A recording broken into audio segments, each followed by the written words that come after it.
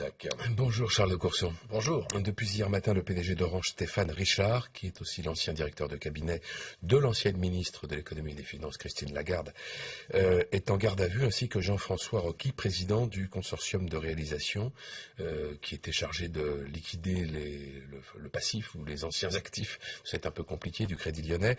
Il y a moins de 2 semaines, c'est Pierre Estoup, l'un des 3 juges arbitres, qui a été mis en examen pour escroquerie en bande organisée.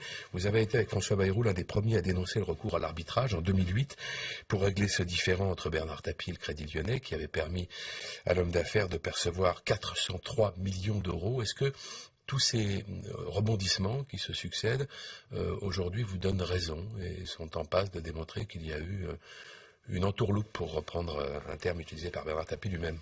Absolument.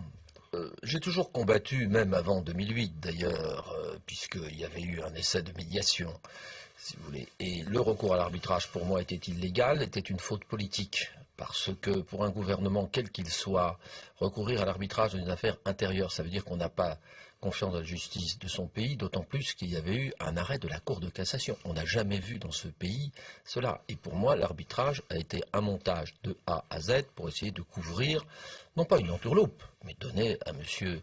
Tapie, grosso modo, 400 millions.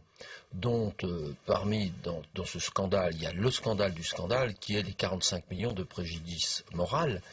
Aucune décision de justice de ce pays n'a abouti à plus d'1 million. 1 million, il y a eu un cas ou deux, 1 million, 100 000 de préjudice. Je rappelle, exonéré d'impôts et de cotisations sociales, il a fallu un amendement, il a fallu que je m'y reprenne à 3 fois, puisqu'il y a eu des pressions sur la majorité de l'époque pour empêcher le vote de mon amendement. J'ai réussi que la 3e fois, ce qui fait que les 45 millions qui ont été versés à Bernard Tapie ont été nets d'impôts et de cotisations sociales.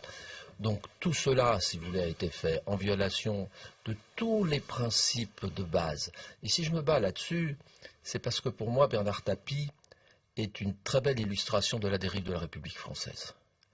Ce mélange entre les affaires, la politique, un homme qui va à gauche, qui va à droite, qui a été quand même 2 fois ministre de François Mitterrand. Il a été député sous les couleurs, la bannière de la gauche, qui après passe à droite, vous voyez, qui est un homme qui a été condamné, vous voyez. Et donc je pense que si dans les extrêmes difficultés que connaît la République française, si la vérité n'éclate pas et si les sanctions ne tombent pas, eh bien, je pense que ce sera un élément supplémentaire d'affaiblissement de la République française. Donc aujourd'hui, l'ancien ministre de l'économie a été placé sous le statut de témoin assisté. L'un des juges arbitres est mis en examen. L'ancien directeur de cabinet, Christine Lagarde, est donc en garde à vue, alors qu'il est encore. Ce que cherche à savoir l'enquête, c'est donc s'il y a eu une volonté d'accorder un avantage indu à Bernard Tapie. C'est ce que vous semblez penser. Qui, selon vous, a cherché à favoriser Bernard Tapie? Non, mais la décision a été prise à l'Élysée. Enfin, tous les éléments sont établis. Donc, le débat, il n'est pas là. Une fois que toute la chaîne de commandement aura été établie et que ceux qui ont contribué à faire cela auront été sanctionnés, il restera la seule question importante, c'est pourquoi cette décision a été prise par l'Élysée? Quelles en étaient les motivations? Mettons des noms. Vous dites que c'est Nicolas Sarkozy qui a voulu accorder cet avantage à Bernard Tapie. En effet, la question qui vient immédiatement à l'esprit, c'est pour quelle raison? De quoi lui aurait-il été redevable? Eh bien, moi, je n'ai pas de réponse claire à cette question. Je pense que l'ancien président était suffisamment un homme averti en politique, que ceux qui pensent qu'il a fait cela parce que Bernard Tapie avait appelé à voter pour lui, alors là, cette thèse ne tient pas, pour une raison très simple, c'est quand Bernard Tapie appelle à voter pour vous, il faut perdre des voix. Il ne vous en fait pas gagner. Donc cette thèse que je qualifierais de thèse primaire n'est absolument pas crédible. Il y a d'autres thèses. Moi, je n'ai pas la vérité en la matière. Seule la personne concernée pourrait y répondre.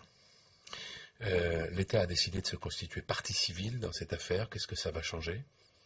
Bien, je vous rappelle que c'est le 3 avril, c'est la dernière fois où je participe au conseil d'administration de l'EPFR, dont j'ai été administrateur pendant plus de 15 ans, que je propose que l'État et qu'on mandate notre président du conseil d'administration pour aller voir Pierre Moscovici et le CDR pour que les 3 États, EPFR. CDR se porte partie civile.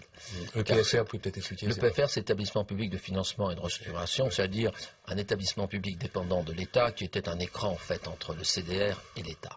Donc à l'unanimité, on le décide et je propose une deuxième mesure, c'est que nous examinions les voies de droit pour engager une procédure de révision de l'arbitrage, voire d'annulation.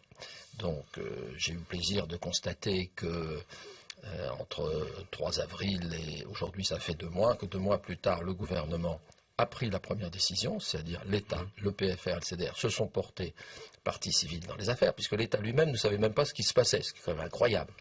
Et la deuxième chose, c'est que le gouvernement, Pierre Moscovici en l'espèce, est en train d'examiner la possibilité juridique de faire un recours en révision, moi j'ai dit en annulation pour être clair. Oui. Il y a 2 autres affaires, il nous reste assez peu de temps. On apprend que Claude Guéant, ministre, a touché entre 2002 et 2004 10 000 euros mensuels, alors qu'il était secrétaire général de l'Élysée, en liquide. Est-ce que cette affaire est pour vous aussi une source d'interrogation ? Ce n'est pas une source d'interrogation. Les faits concernent le fait qu'il ait touché 10 000 euros par mois d'indemnité lorsqu'il était directeur de cabinet du ministre de l'Intérieur et que ça pose 2 questions. Est-ce que ceci était juridiquement correct? Il semble que non, car ces sommes étaient réservées aux enquêteurs. Et une deuxième question, je n'ai pas la réponse, est-ce qu'il a déclaré ces 10 000 euros par mois dans sa déclaration fiscale, comme tout citoyen doit le faire? Oui, il avait, dans ses premières déclarations, il y a quelques semaines, donné des indications qui laisseraient penser que non. Très rapidement, vous présidez... Eh bien, si c'est le cas, il doit être redressé et sanctionné pour fraude fiscale. Oui, vous présidez la commission d'enquête parlementaire sur les dysfonctionnements de l'État dans l'affaire Cahuzac. Les auditions ont commencé. Lui-même n'a pas encore été entendu. Est-ce que votre travail permet de commencer à y voir plus clair ?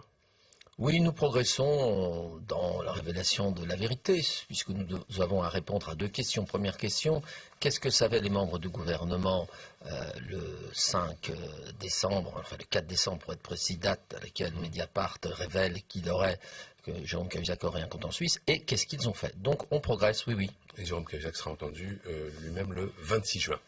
Merci Charles de Courson, bonne journée.